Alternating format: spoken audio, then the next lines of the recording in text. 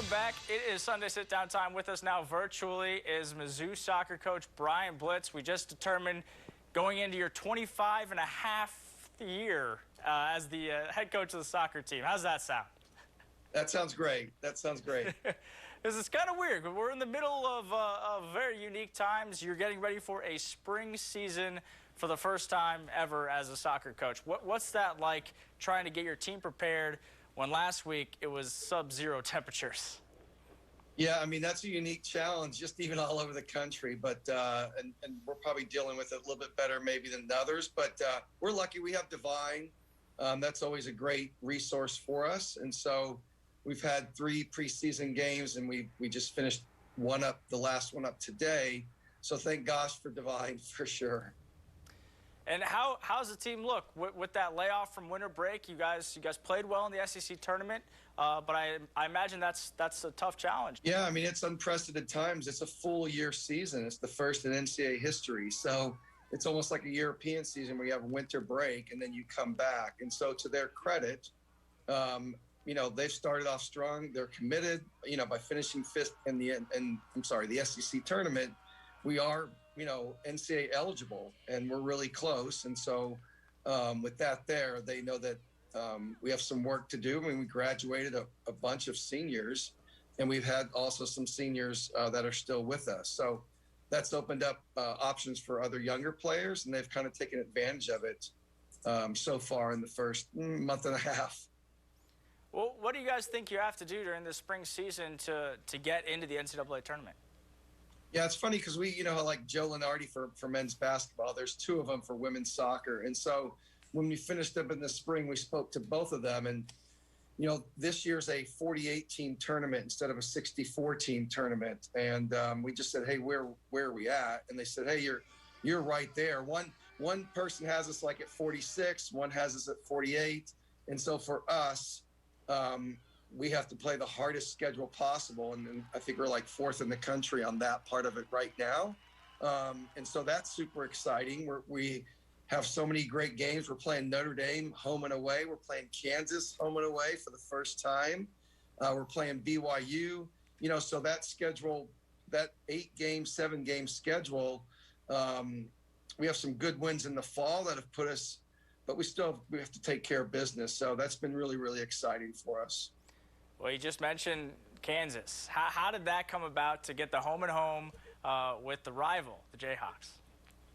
Yeah, I mean, we actually tried to do it with COVID in the fall, and then it was just an SEC season. And so with the new ADs and everybody willing to play each other since the Big 12 move or whatever, and seeing them doing that with football whenever it happens in basketball, we decided to kind of do it like a European style. So basically the last week of the season, we go there on a Saturday, then they come here, and then it's the NCAA selection show the next week.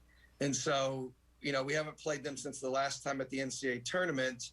And so, it's exciting. The coach is still there when we were both in the Big 12. And so we're excited about the rivalry, I think, like all Mizzou fans for all sports.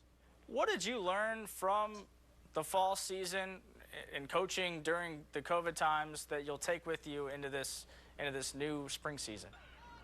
Yeah, I mean, what's unique about this season, not only is it the first time in NCAA history to have a full year soccer season, it was a 1-game-a-week model. We traditionally play a Thursday, Sunday, or a Friday, Sunday. So the model that I had to go back, I had to get all my friends that are coaching pro all over the world.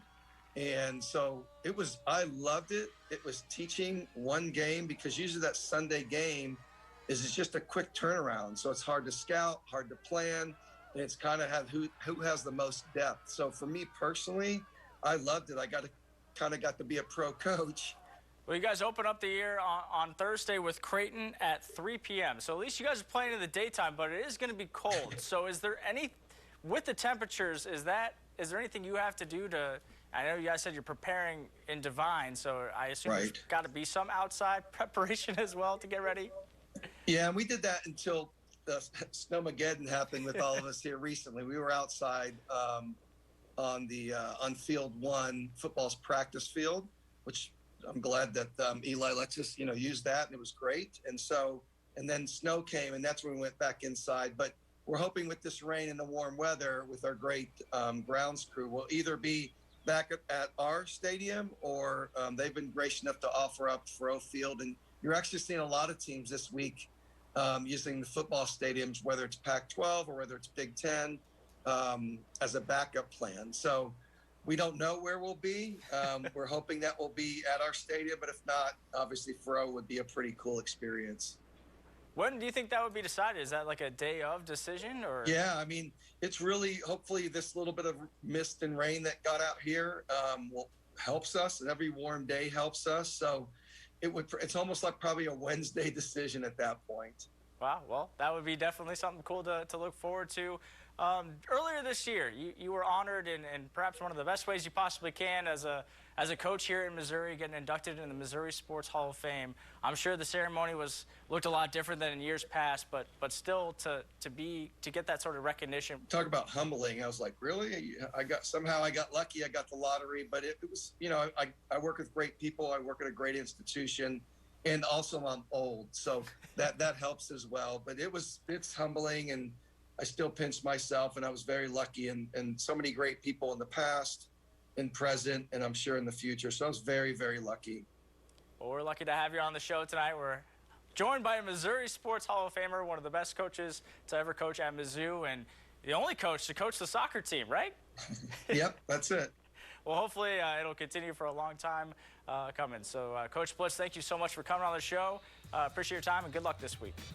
Thank you. Have a wonderful week. All right, we'll be right back after this.